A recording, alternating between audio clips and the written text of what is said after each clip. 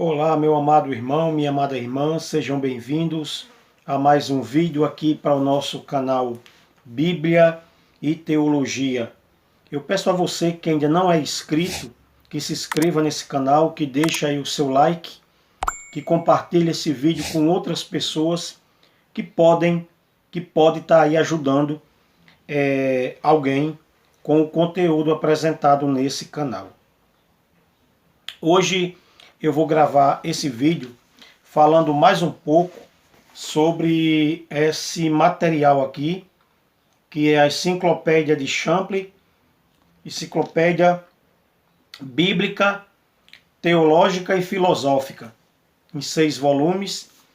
E no primeiro vídeo que eu fiz, eu falei um pouco sobre essa questão da reencarnação, que Champlin, nesse material aqui, na enciclopédia, ele fala bastante sobre essa questão de reencarnação.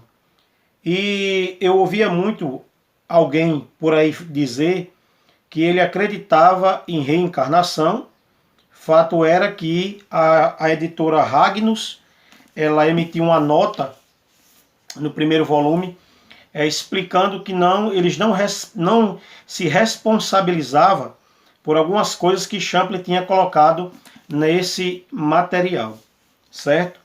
Então o que acontece? Um amigo meu, do nosso grupo, inclusive nós temos grupo aí no Telegram, que é o grupo Explicando a Bíblia. Eu vou deixar o link aqui nesse vídeo, para que se você quiser entrar, você entra pelo link, tá bom? E nos outros vídeos que eu estou gravando, eu também estou deixando o link do nosso grupo no Telegram, Explicando a Bíblia. Então um amigo falou para mim que Champlin, na enciclopédia, ele acreditava na reencarnação. Então eu comprei essa enciclopédia e eu li tudo o que ele fala sobre reencarnação, e eu não vi ele ali dando um veredito que acreditava na reencarnação. Porque Champlin ele era cristão, mas ele também gostava muito de ciência, de filosofia, ele estudou bastante essas matérias. E essa enciclopédia, ela é Bíblia, Teologia e Filosofia. Então Champlin vai falar aqui, ele vai mostrar aqui várias coisas nessa enciclopédia, além da teologia bíblica. Ele também vai falar de filosofia, ele vai tratar de assuntos polêmicos nesse material, tá bom? Então ele fala aqui sobre a reencarnação no ponto de vista judeu. Ele começa por várias nações, vários povos que existiram, que já tinham esse entendimento, e ele também fala dessa questão dentro do pensamento judaico, como era que os judeus encaravam essa relação, esse conceito de reencarnação. Então, reencarnação nós sabemos que o que é? É uma pessoa que morre e retorna a esse mundo em um outro corpo, que não é mais aquele corpo que ela morreu, porque aquele corpo que ela morreu, a terra comeu, se estragou, né? Então ela volta num outro corpo, num corpo de outra pessoa. Essa é a chamada reencarnação. Então ele vai trabalhar ali com vários elementos, e um dos elementos que mais ele utiliza é a questão da vida após a morte. Os mortalistas, os tricotomistas, eles creem que existe vida após morte, que a nossa alma ela é imortal. Quando nós morremos, só o corpo que fica inativo, mas a alma ela continua com domínio de existência, né, sabendo que tem pai, que tem mãe, sentindo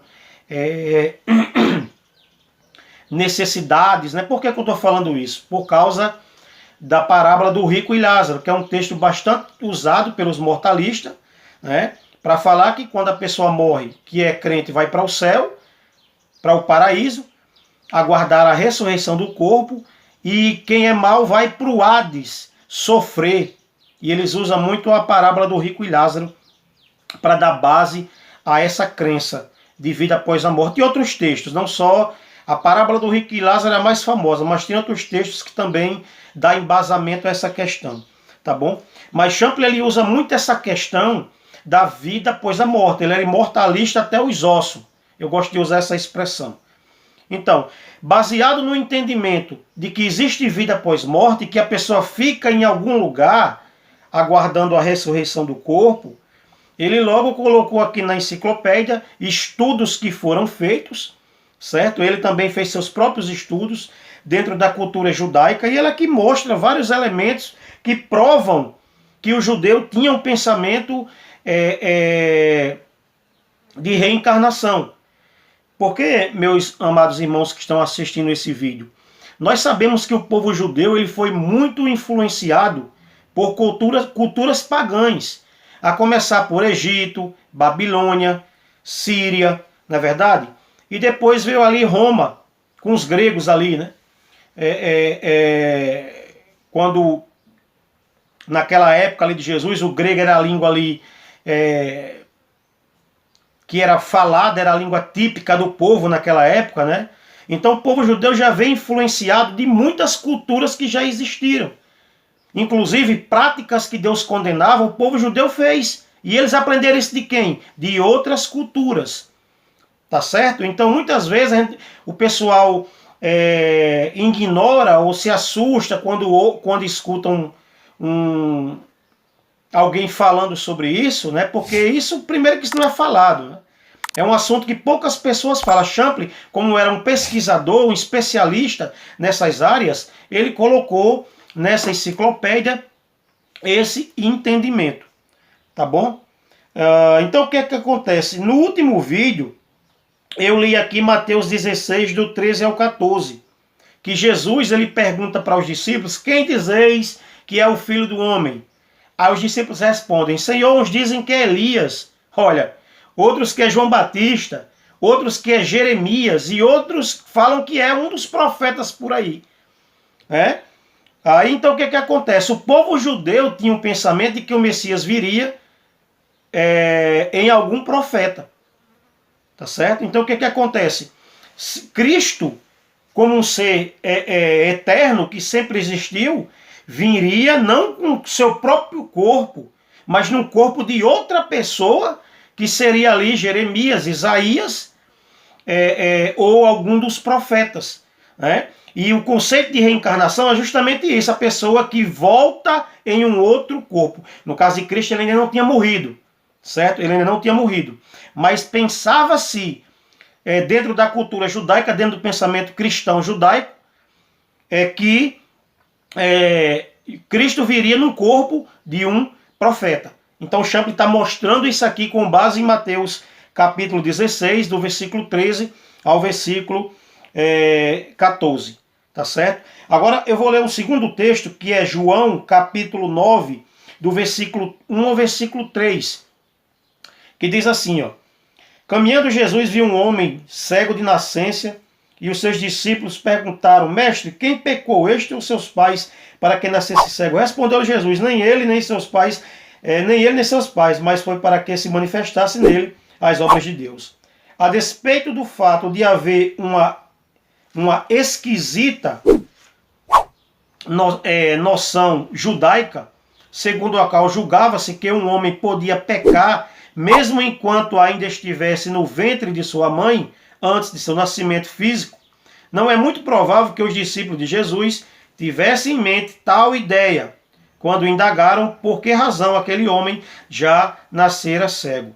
Mas interrogavam a Jesus a respeito do karma, pois parece que eles compartilhavam dos pontos de vista farisaico a respeito da reencarnação. A resposta dada por Jesus, por sua vez, nem confirmou e nem negou esta possibilidade, mas meramente eliminou-se no tocante a este incidente particular. Entretanto, é teologicamente significativo que aqueles que escreveram os primeiros documentos cristãos, sem importar se acreditavam ou não na ideia de reencarnação, por esta altura da vida de Jesus, não incorporaram o conceito do sistema soteriológico do Novo Testamento, quanto dos registros dos seus livros. Então, veja aí, ó, uma coisa interessante também que ele menciona é a questão do pecado antes da existência, ou seja, antes do camarada nascer, ele já tinha pecado. Isso no conceito farisaico, e permeava esse pensamento na mente dos discípulos, ao perguntar a Jesus se aquele homem tinha pecado ou os pais deles tinham pecado para que ele tivesse nascido cego. Esse pecado ele não pode ser cometido depois do nascimento, porque ele nasceu cego, seria uma coisa associada antes do nascimento. Tá bom, meus irmãos? Então, tem muita informação aqui dentro dessa área aqui.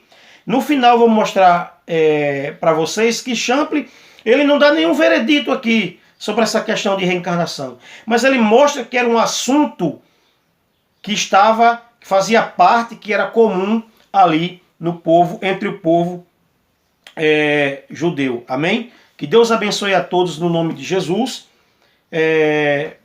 Eu vou gravar depois um terceiro vídeo falando mais sobre essa questão da reencarnação na enciclopédia de Champlin. Ele não trabalha aqui falando que isso é uma doutrina, que isso era algo, como é que eu poderia dizer, ensinado pela igreja cristã. Não. Nem ele fala na enciclopédia que acreditava em reencarnação.